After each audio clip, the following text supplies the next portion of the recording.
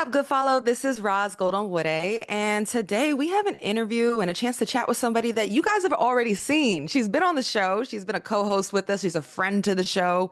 But today we're going to take a moment to get to know a bit more about her and her journey. We've got an 8-year WNBA veteran, a UCLA grad, most recently of the brand spanking new Golden State Valkyries, my girl, my friend, my little sis, Monique Billings. What's up, Mo?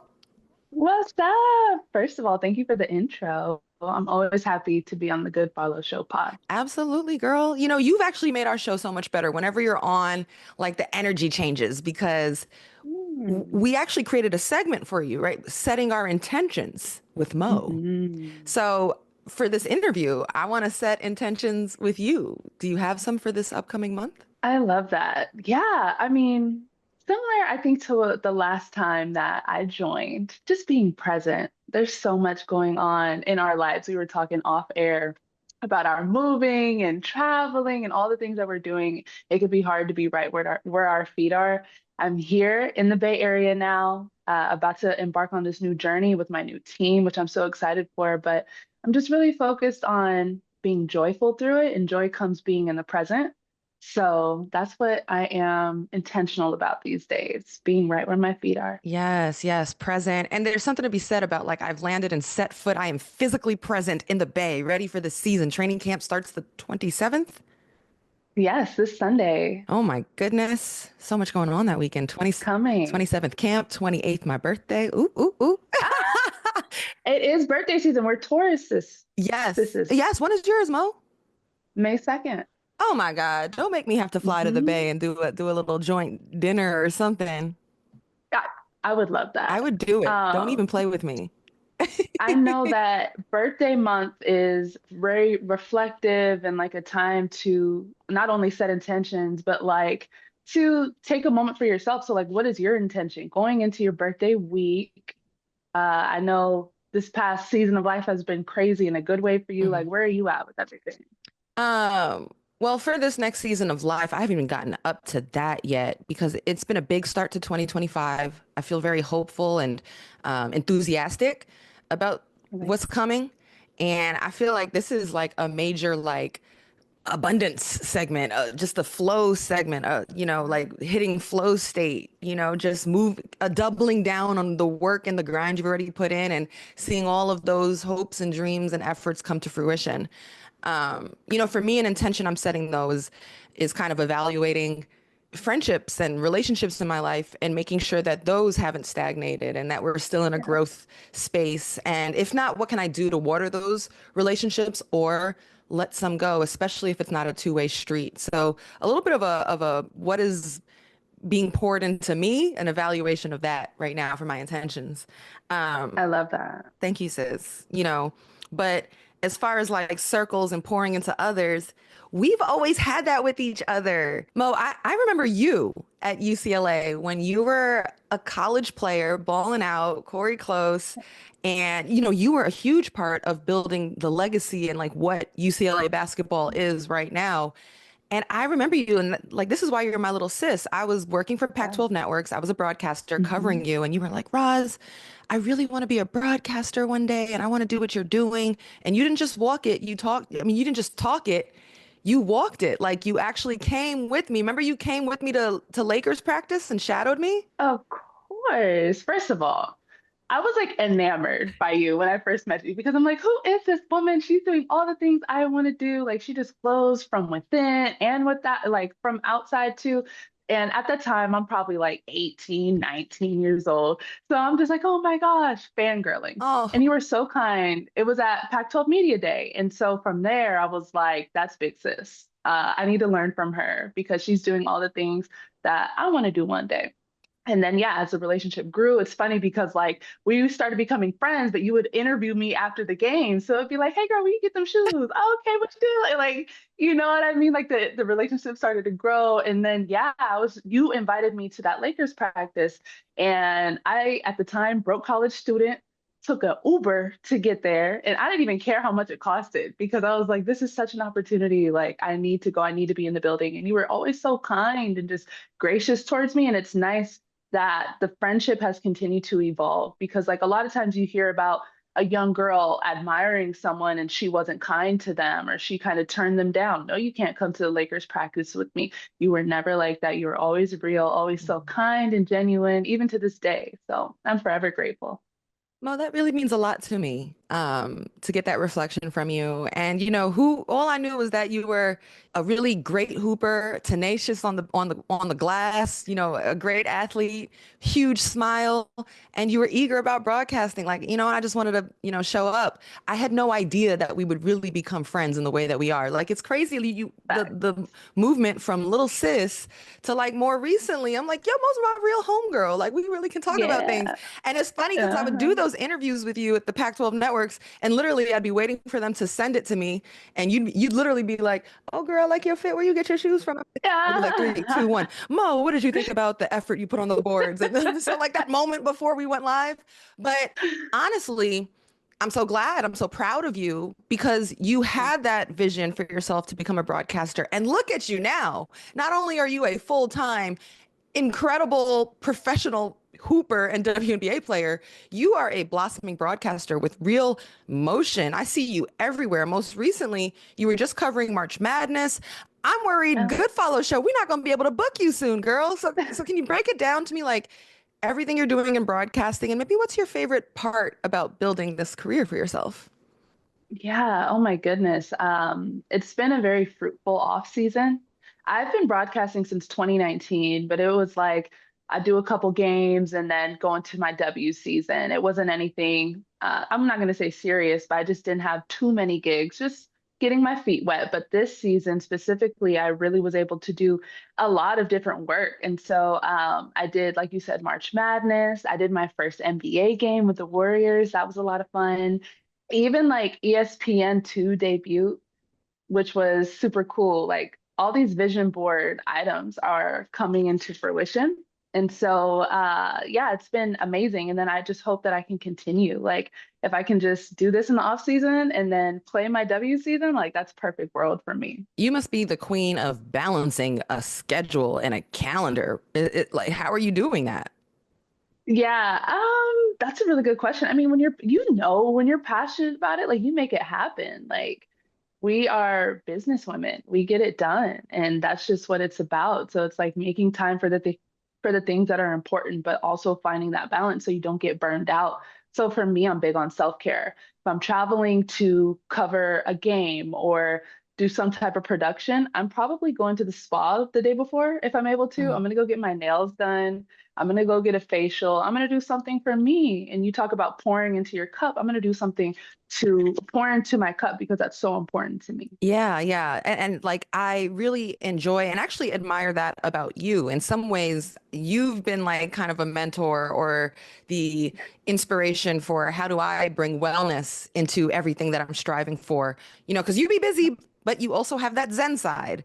Yeah. How did you find your voice and your passion for things like yoga or eating healthy? I know I've asked you a million times about eating healthy and just overall wellness. Where did you find that lane for yourself?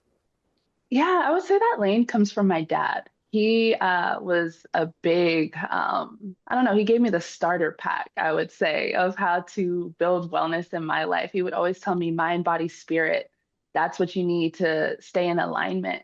And so from a young age, I was always hearing that and seeing him do it. I was seeing him eating healthy, but also having balance with that. So maybe 80% of the time, 90% of the time healthy, but every now and then we're gonna go get a donut burger. We're gonna go get a milkshake, and that adds to that balance. So it feels good to eat healthy because like when you do eat that Mhm. grimy stuff, you've earned it. So I don't know, just the different factors. My dad has really poured that into me, and it's just so important to me now. I'm all about feeling good, and I want people around Mhm. me to feel good too. So I love sharing that information as much as I can. Absolutely. I would like a picture next time you're eating a donut burger because I don't believe you. What? What? And also, Oh, a donut burger actually, sounds gross. better than a picture, you're gonna come with me next time I'm in LA. Listen, if I had abs like you, I would have a donut burger too. But I, I am trying to get where you're at, sis. Like, I remember hear we you. used to I take hear you. hikes together too? I was gonna say, we'll go get a donut burger, we'll go hike. So it's All like it right. just balances So out. it balances out. Hey, speaking of projects you're working on, you got something Yeah. cooking right now? I mean, what's going on here? I hear a buzz. I do got something on the flame. I'm working with Players TV. I'm super excited. I can't say too much yet, but it has a lot to do with actually a lot of what we've talked about today, intention, balance, those sorts of things. I'm going to be in an interviewer role, which I'm really excited Yeah, for. So yeah, stay tuned to that. absolutely. Maybe we'll flip the script. Well, I don't know. We'll see. But I would love. Okay, yeah. We'll talk about okay, soon come. A little tease there. Let's take it to another chapter of your career in life. You've played all over the world outside of the it. WNBA in the Yeah. off season. You've played all over, most recently China, yes? And Hmm. and you left early. Why? And can you share a bit about, where your thought process was as you came back from China? Yeah, totally. So I've played in 10 countries now. This is my second time playing in China. First time I was a rookie, wet behind the ears, wide-eyed, 21 years old. And it was just a totally new experience for me. I didn't know what to expect overseas. I was there 4 months and it was cool. I was able to survive it. This time around, it was just a very different vibe. I'm going into year 8. So I understand how precious my body is. And it's not the same as that 21-year-old who can just run all day and not have to do as much recovery and not have to take as much time to rest. And so this time around, we're playing 3 times a week. It was very demanding. And my body was just like, sis, what are you trying to get from this? What are we doing? And I had to listen to that. Body started hurting, wasn't feeling great like it had when I first got there. And so I just had to weigh my options. Is this serving me? I can't be the best version of myself for this team right now. So I need to remove myself so they can bring in what they need because, again, it's business. Hmm. This body is a business. That team is a business. And so a business decision had to be made. And I had to, yeah, protect my peace essentially. Hmm. And protect your body and your asset and your business and choose yourself, all the things. Um, Yes. and, it's during a time and a shift a little bit on mindset around like what is possible in the off season for women's basketball players, like, especially with like Yeah. Unrivaled and Athletes Unlimited. Overall, I mean, 10 countries is a healthy career overseas to be proud of. It's also a cool life experience, but how do you reflect on your experience playing overseas and from like a macro mindset? Is it worth it for players? Like, should there be more options? Is this the way you see it continuing to go? Yeah, great question. Totally think it's worth it. I've had so many beautiful life experiences, stories, people that I've met, people who call me their best friends in all these parts of the world. And I've been able to travel to again and see them in different seasons of life. Quick story. I needed a hair braider. I was playing in Russia in 2020. I go on Instagram trying to find a hair braider. I find a couple, a Russian couple. They come to the house, braid my hair, barely speak a lick of English, but we vibed and they became my friends. I didn't have friends or family out there, and I'm snowed in most of the time. They would come over. We would watch The Matrix. I would cook food because they never had like soul food or anything like that. And it's like those experiences are so enriching. And just things that you can't buy experiences like that or make that type of stuff up. And so I've been able to have so many incredible experiences like that pour and fill into my cup. So I totally think it's worth it. I think it just depends on play which what the individual player because everyone has different Hmm. priorities. Some people want to get as much money as they can through playing basketball. And if you want that bag, overseas has that bag. At the same time, there's other players who might want to build stuff here in the stateside, and only play in the W or focus on, like you said, AU or Unrivaled. And that's cool too. Everyone has different priorities. So I just think it's about knowing what your priorities are. But me personally, I wouldn't change my experience for anything. Hmm. Like I said, I've been able to travel the world, I have connections all over the world. It's been so fruitful. Yeah, yeah, and I think that also comes with an understanding of self, right?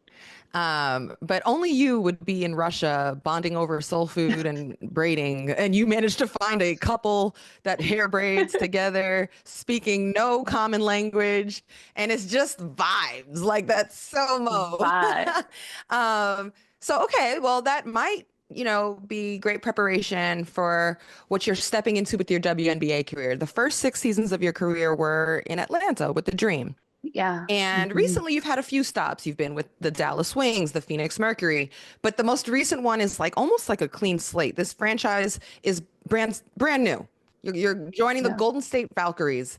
What does this stop and chapter signify in your career? It's a restart. I'm so excited for this stop because it's not even a stop. I'm excited for this start, I should say. It's just something new. Yes, it's something new. So much to learn on both ends. This is a new franchise that wants to do it the right way. They're pouring into us as athletes, giving us the resources and allowing us to have an experience that all W players should be able to have. And so I'm already impressed, very grateful for that. And at the same time, like I'm going into year 8. I know in my career that I don't have 8 more years to go, right? Me personally, I probably could if I wanted to, but I know myself. I know that I don't want to play 8 more years. And so, me knowing that I'm in the second half of my career, I want to enjoy it. And it's just such a blessing to be able to be a part of history in a new situation in a city that I've never lived in. My parents are from here, so it's very full circle for me. So, like I said, it's a restart for me, and I'm very grateful and excited. What is the legacy and respect that you feel you've established in this league over the course of now heading into your 8th season? I would say the legacy that I hope to leave on people is that I just worked really, really hard. I was a hard worker and a good person. Those are the two things that I value most. Points, rebounds, all that stuff is cool. Obviously, I want to win and be great on the court, but the long-lasting impact is who you are as a person and how you're felt through all of the stops that you go through. And what I've learned is everyone's journey looks different. It's not always going to be a pretty picture, but it's a mosaic. For me, I've learned how are you impacting people along the way? If something last season, things didn't go how I would have wanted them to, but in hindsight, it went how it needed to, because if it didn't go that way, I don't think I would have this opportunity that I have Mhm. now. Placement is everything. Me being a woman of faith and just knowing and trusting that like God is going to put me where I'm meant to be. So if I'm in one market for a little bit, how can I positively impact that market, the people around me? How can I be a light for them? Because you never know who's watching you. You never know 20 years from now, people are going to say, Mo, you don't even realize, but the way you showed up as a pro every day, your mentality, your mindset, like that rubbed off on me so Hmm. much. And so I know that there's a bigger picture and a bigger reason for all of this that we're going through. Again, it's not just about the wins and the losses, but it's like, how are you being a light? How are you impacting people around me? And so I would say that's the legacy that I'd want to leave. That's my focus now as I'm in year 8. Yeah, I mean, you are a light, and the Valkyries are so lucky to have you as they try to establish culture in year one. And you talk Yeah, about, the perspective you have, even to make it 8 seasons in the W is hard. There's just not a lot of it spots. They're is. just now expanding. Um, Yeah. what does it take to stick in the WNBA, especially as somebody who may not be an Olympian or a superstar, but they are a strong star on a team, a strong role player. And how hard is it to stick in this league? I mean, first of all, I'm so lucky and I'm just so blessed. I've been in really good situations, and I feel like it's just situational for everybody. It helps if you play for coaches who like you, and that was my first years in Atlanta. My coach was high on me, really liked how I played, and that helped me a lot to stick. I think it's also about knowing what you bring to a team and bringing that every day, almost like having a niche. So for me, that's rebounding. That's my athleticism, my hustle. Those are my gifts that are natural to me. And if my shot's not falling or if whatever I might be going through, I know that I can rely on. That's my backbone. Like you're gonna get that regardless. So I think it's all about knowing what you bring. And again, like it's all about fit. How you stick on a team is if a team needs you and if you're able to fit on that Mhm. team. Those are the most important things. And again, everyone's journey kind of looks different. Sometimes it's ugly, but once you find that pocket where you stick and it's like, oh, this team needs me. I went through that last season. Wasn't the prettiest on paper, but I had my best season. Yeah. And so, you know what I mean? I was on teams that needed what I brought, which was such a blessing. Being repositioned and having to pivot. aren't necessarily bad things. It might be looked at as a bad thing sometimes, but if it puts you in a situation where you're able to elevate yourself, at the end, it's a win. So I think it's all about knowing what you bring to a team, being a star in your role. That's the most important thing. Absolutely. And that's not just for basketball, that is for life. These are absolute bars.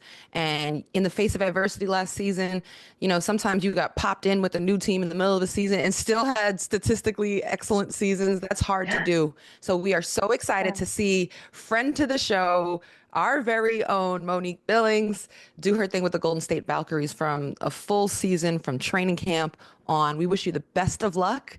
And you're gonna stick it out with us for another segment of the show, though, right? You ain't going nowhere. Thank you. And yeah, I'm chilling. I'm cozy. I'm so proud of you. Thank you. Love you. Appreciate you. Love you too.